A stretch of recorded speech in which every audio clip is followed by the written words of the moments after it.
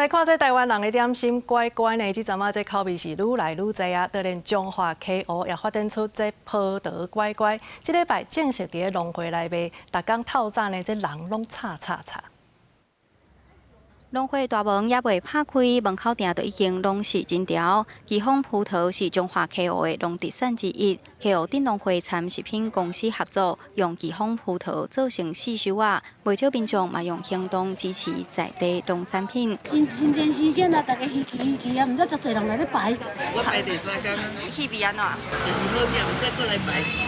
KO 农会表示，中华 KO 镇的奇丰葡萄采收面积有500多公顷，产量是全台湾排第1。但是这几年因为气候反常，葡萄愈来愈海静。为着帮农民斗行销、推广在地农产，农会甲食品公司合作，利用在地葡萄甲豆米，研发出用米做的葡萄四手啊。因为咱在地就是生产咱的豆米嘛，吼，啊，佮有咱的奇丰葡萄，所以。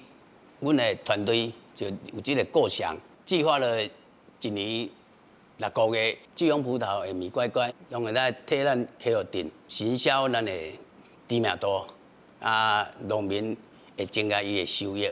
KO 农会表示，过去农民种植若交予大盘、中盘，到尾啊利润拢剩无济。透过加工，毋若提悬农特产的附加价值，嘛会当替农民开发无共的销路，创造农友、农会甲消费者三赢局面。记者杨淑晴综合报道。